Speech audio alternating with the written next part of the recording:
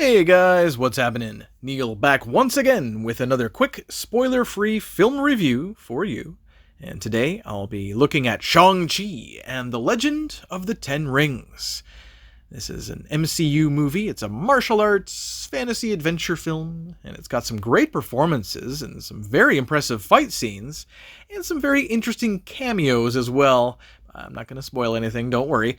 This latest Marvel film has been in development for a very long time. In fact, I remember the stories of Stan Lee wanting Brandon Lee once upon a time to play the role. So clearly that didn't happen, unfortunately. But this film, this seems to do the source material justice. In fact, I think it improves on some of the things. But the film, it stars Chinese-Canadian actor Simu Liu as the lead hero who must face his past. And the Ten Rings here in question, it's a fantastical weapon which gives the person who discovered these rings, the character named Wenwu, and I'm probably butchering the names here. I'm so sorry if my pronunciation is off at any point in this review. But he discovered these rings thousands of years ago, and the rings gave him immortality. So this Wenwu character in the 90s, he winds up falling in love with a woman, and they have two kids. They have a son and a daughter, Shang-Chi and Xiling, and that's the best I'm going to pronounce that, I think. So again, please forgive my mispronunciations if there are any. So Shang-Chi, he grows up, and his father, teaches him everything he knows. At age 14, he is sent on an assassination mission. And this actually winds up changing the young man's life. He doesn't really like being an assassin, so he runs away to San Francisco and changes his name to Sean, which makes sense, it's pretty close.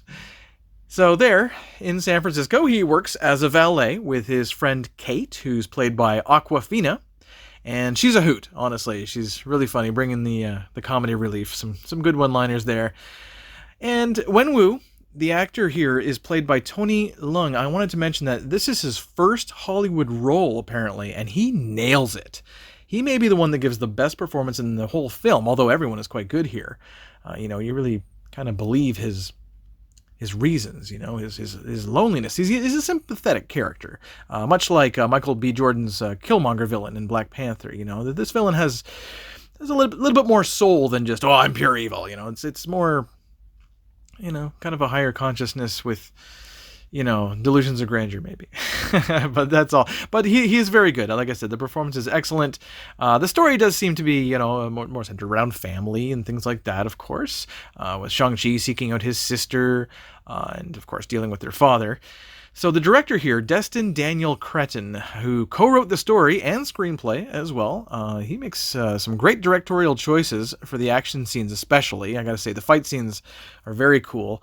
The film is, of course, as we know, set in the MCU, so if certain characters pop up, then it's not really a surprise, right? No. You might need those characters to rope some people in. So, that's the way that has to go, I think. But the only question I think, for me is that will it excite Marvel fans? Well, I think the action will, if not the story. The only thing that I could maybe criticize a little bit is just the flashbacks were kind of meh.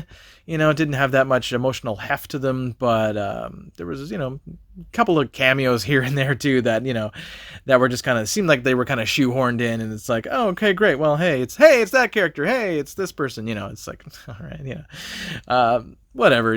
Those are very minor misgivings, of course, about a very exciting origin story about a character most MCU fans are not really familiar with. So this is a great introduction. The film is already a big hit at the box office, breaking records on Labor Day, apparently, and it's certainly worth seeing in theaters. And I'm really glad that they didn't pull a Black Widow with this one, releasing on Disney Plus the same day as theaters. Really takes a big bite out of theaters, and I'm really glad that they didn't do that. So definitely go to the theater. I enjoyed it. This is a wonderful experience, and there is, of course, a mid and also a post-credit scene. So stick around after the credits begin rolling. I'm going to give Shang-Chi and the Legend of the Ten Rings an 8 out of 10.